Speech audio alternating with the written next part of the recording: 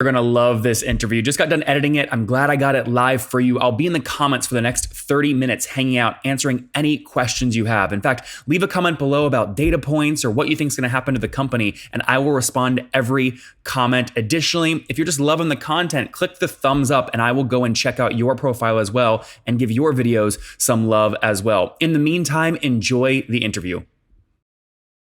Hello everyone, my guest today is Nikos Moraitakis. He's the CEO of Workable, makers of the popular recruiting software used by 20,000 companies in 100 countries. He led the company from its inception in 2012 to a fast-growing organization with 300 employees in the US and Europe, raising $95 million of venture financing from top European and American investors. All right, Nikos, you ready to take us to the top? Nice to see you again. Good to have you back on. All right, so give us an update. And for those that missed the first episode, quickly tell us what the company does and are you pure play SaaS?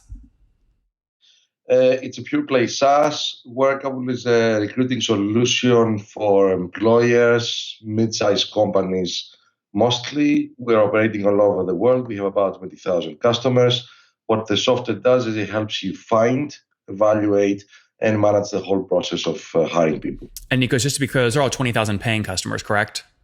Yes, of course. That's significant growth. When you came back on in May 2018, you were at 6,000. Is that right? That's a lot of growth. Yes, what's happening is that we also have an SMB product that is appealing to smaller companies, let's say 20, 50, 100 employees, which is pay as you go. They can just go and just pay for the hires they're making. So we have a lot of small customers. About 3/4 of our customers are companies with fewer than 100 employees. I see. Okay. So if you then took a kind of an average, right, of your entire base, what's the average customer paying you per year or per month to use the technology, would you say? I think the average customer right now is slightly below 10K. It's slightly what? Slightly above 10K, I'm sorry. Slightly above 10K. Annually? Yes. Okay. That's up significantly. All right. So last time I came on the show, you said ACV was about 3,000 across the base. So you've more than tripled your average ACV? Yes, because in the last couple of years, we've seen a lot of traction from mid-sized companies, let's say a few hundred or a few thousand employees, and these tend to come with higher CVs, obviously. I got it. But when you look at the average, if you opened up top of funnel, that would pull your average down because you're getting more customers in that are paying way less. You said 2/3 of your customers have less than 100 employees. It's happening both ways, actually. Okay. But the net effect, and it's normal in SaaS companies, the net effect is as you get bigger companies in the mix, typically the ACV goes up, even if you have an SMB product. Yep. Well, the reason I'm asking is if I take 20,000 customers times that ACV you just gave me, that would put you at like 16 million a month in revenue, which I know you're doing well, but not that well, I don't think. No, per year, I'm sure, per year. Yeah, no, I know. Yeah, so if I take 20,000 times a $10,000 ACV, that's $830 per customer per month. 830 times 20,000, right, is 16 million a month in revenue, which I know is, again, I know you're doing well, but that would be like... No. It's a tenth of that. It's a 12th of that. It's a 12th of $800 a month? I'm sorry. We must have done something wrong in the calculation. No, the company revenue is in the tens of millions, not in the hundreds of millions. Yeah. When do you break 30 million in ARR? I think it's going to be this year. Okay, so you're close. I was going to say, I was guessing that's what would it be about. You have 3 months left in the year. You think you can break 30? Around the end of the year, we're going to be somewhere there. Okay, and what is that up from? So a year ago, what was the run rate you finished with? It was about 20, slightly below 20. Okay, so good growth, not 100% year-over-year growth though. Were your VCs not happy with that? Yeah, absolutely, because it's a huge market. The international part of the market is seeing a lot of growth. We're seeing in Asia and Europe a lot of people are switching on to these sort of solutions, and there's more stuff coming down the line. Right now, we're launching video interviewing capabilities. We're launching assessments. We've launched international add-ons, recruiting marketing. So basically, the revenue of the customers themselves are growing because we're doing more for them. Mm-hmm. But again, once you've raised $95 million, at this scale, you want to see 100% year-over-year growth, right? So going from 20 to 30, I imagine, was not exciting for your VCs. How do you manage their expectations?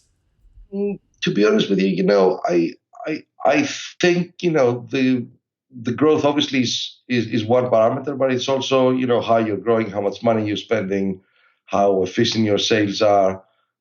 So actually, we're happy to be at 50-60% growth. Uh, it's the whole picture of the P&L, obviously. Yeah. Now, when you raised that last round was recent, right? Because last time you came on, you had about 39, 40 million raised. So you've raised like 50, 55 million recently. We raised another 50 million last summer. Last summer, okay. So we still have a long way to go with that. Actually, to be honest with you, we raised quite a bit for how much we're burning. Quite a bit for what? Compared to how much we're burning. What does that mean? Help me understand that. I mean, we have a long runway even after a year following the fundraise. I see what you're saying. When you raised that 50 million, you raised for like 24 months of burn versus like 12 months of burn. But nearly 3 years of burn, actually. I mean, that's a lot. Why'd you go? I mean, obviously you take dilution. The more money you take today, the more dilution you take. Why raise for 3 months of runway or 3 years? We got the right investors. We have a long-term plan. I think also right now the markets are pretty good for raising money. So if you get a good deal, you just pick up the extra money. So far, in all the rounds, we ended up picking up a little bit more than we needed, and we needed it. Yeah. Okay. Now, I think I'm not the only one who will say this. No. There's a lot of people that they're raising more than what they need right now because they think the macroeconomic conditions are really good for raising. So I mean, I'm not hitting you. I'm just trying to understand where your brain was at. 50 million raised on for a 3-year kind of runway. Right? That'd mean burn is something like 1.4 million a month, or at least that's what you're comfortable with. Is that about where you're at right now? 1.4 a month? Quite a bit less right now. Actually, at the end of the day, we're burning less than 10 million a year. Okay, good. So I mean, that's in less than 800 grand per month, basically. We have the ability to use additional money to do acquisitions, to invest in R&D in the next couple of years. There's a lot of new stuff we're doing. Yeah. So I mean, most of this 50 million you probably still have sitting in the bank then, correct? Exactly. Yeah. Is it all of it sitting in the bank? Well, most of it, yeah. Okay. So when you think about acquisitions using that capital, what kind of acquisitions would be interesting to you? Right now, we're very interested in the recruiting marketing space and what's happening with job sites that deviate from traditional job sites and create communities and have richer audiences in terms of the data, their intent, and where you can help people actually source better candidates. There are a lot of local ones, there are a lot of vertical ones. And these are closer to ATSs than they are to job sites. So you're looking for more kind of HR tech tools, whether it's like, doing interviews via chatbots instead of putting a human on it, or just things like that. That sort of thing too. Interesting. Okay. So 20,000 companies using you, 70 million candidates. How many hires have you placed over the past year? Over the past year, it must have been something like a bit less than 500,000. Okay. And over your total life, about 1 million hires, correct? About 1 million. Actually, right now it must be nearly about 1.5 million total hires. That's pretty good. Really good. Now, your revenue model, are you charging a flat SaaS fee, or is it somehow tied to like a % of first year salary of the employee you're placing? We charge a flat SaaS fee. In some of our products, it would perhaps make sense to mimic the recruiter and agency business model, but we try to stay away from it. It's a complex discussion over there, but in fact, what we're trying to do is essentially to replace and automate some of what agencies do in the future. And we felt that following their business model would not send the right message. Yep. What's your team size today? How many people? It's about 300 people right 300. Now. Okay. How many engineers? The engineering team must be 90 to 100 people, yeah. Okay. And do you employ a lot of like quota carrying sales reps? Yes, absolutely. About a third of our team right now are, sales related. Half of them must be. How many carry quota though? About 20, 25. Okay, 25-ish. And what's their motion look like? Is it field sales, inside sales, demos? We typically do transactional inside sales, meaning sales cycles below 20 days, very often just like a few days. But lately we have a lot more consultative inside sales or occasionally field sales for bigger customers. Yeah. I mean, when you look at whoever your largest customer is, are they paying you more than $1 million a year? No. Okay, so you have no one. Yeah.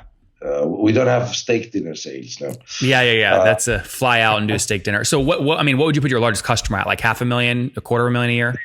Customers are like low six figures. Low. Okay, so your the customer paying you the most right now annually is called low six figures.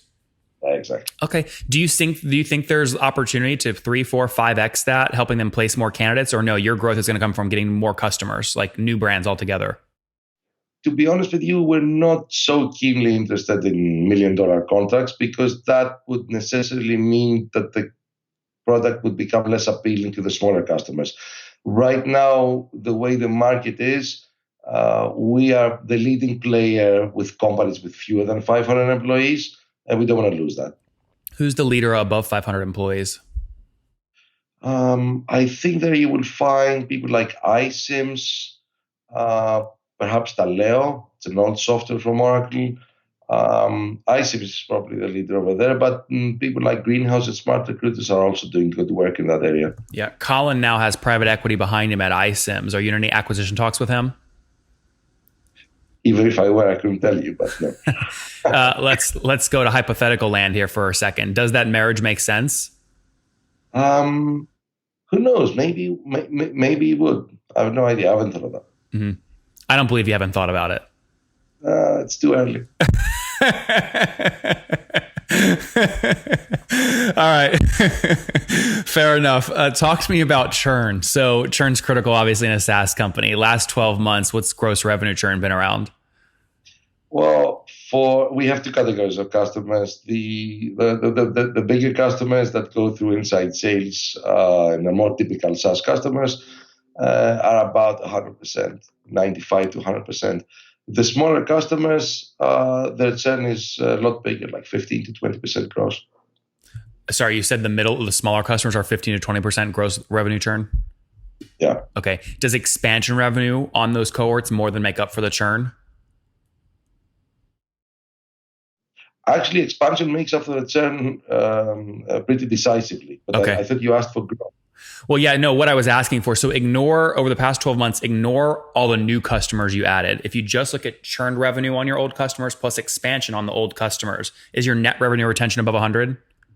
If you add expansion, the net revenue retention is above 100 for annual quarter customers. So for the monthly, the small ones, it's about 85%.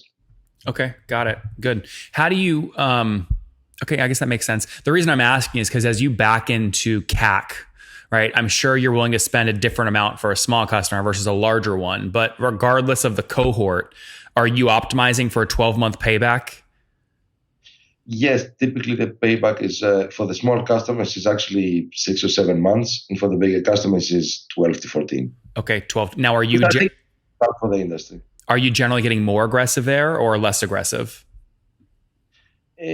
What has happened over the years, we've been very successful in the past with the content marketing operation. Right now, I think we have the most popular HR website in the world with about 25 million uniques a year for HR professionals. So a lot of our leads are coming inbound through organic channels and SEO.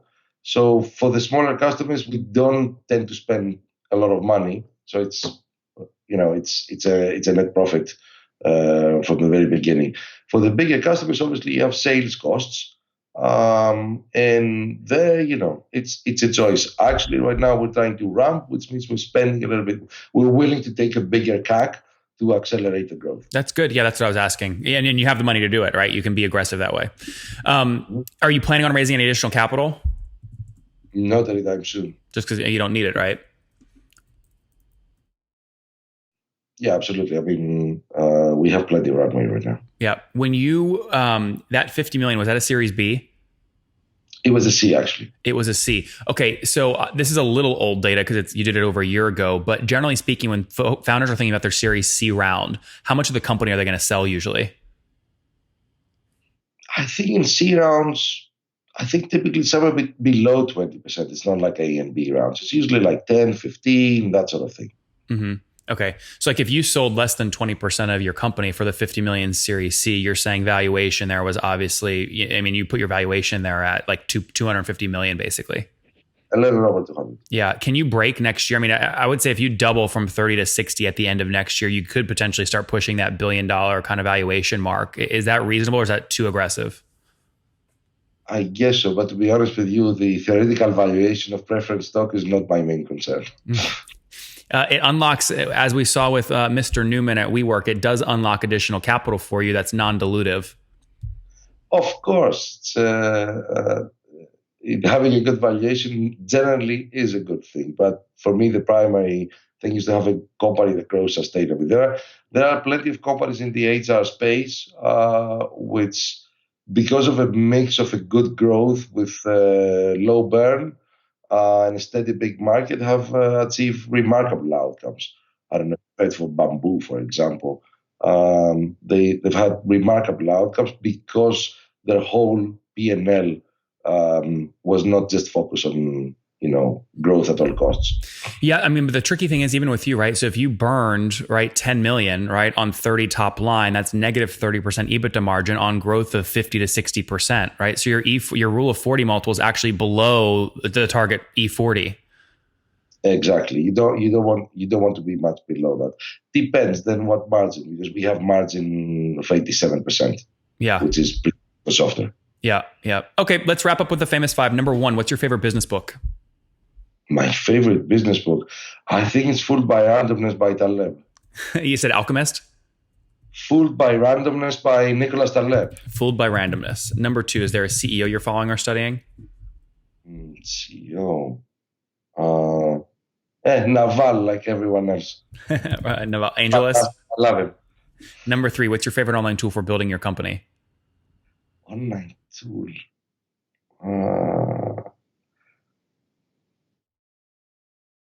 I don't have a favorite one. Okay, number four. So many I like. That's why I can't pick one. How many hours of sleep are you getting every night? I am getting a consistent 8 hours of sleep every night. I used to sleep for 5 hours and think that was clever, but it wasn't. Getting good sleep is very important. And Nikos, what's your situation? Married, single, kids? I'm married. I have 2 kids. 2 kids. All right. And how old are you? I'm 43. 43. Last question. What do you wish your 20-year-old self knew? Oh, I wish I knew how easy it is to create a company and, build whatever product you like and, make a career out of it. Guys, there you have it. Workable.com finished last year in a 20 million run rate. We'll finish this year at a 30 million run rate. So call it 50 to 60% year over year growth, burning about 10 million annually again to drive that growth, working out the economics, raised 50 million last year to bring the total fundraise to about 90 million. They still have most of that 50 million sitting in the bank as Nikos looks at smart acquisition, both of customers, right? They have less than a 12-month payback period on most of their base, but also can he deploy that capital, do some strategic M&A work. We'll see what happens. In the meantime, Nikos, thanks for taking us to the top. Thank you very much. You guys know I fight like heck to get these data points for you from these CEOs that rarely do these kinds of shows. If you want more shows like this, make sure you subscribe right now. We're trying to get 10,000 YouTube subscribers by the end of September here, 2019. And it would mean the world to me if you clicked now to subscribe. Additionally, I've got 2 more great interviews for you. If you want more data points from the world's leading SaaS CEOs, click and watch one of them right now.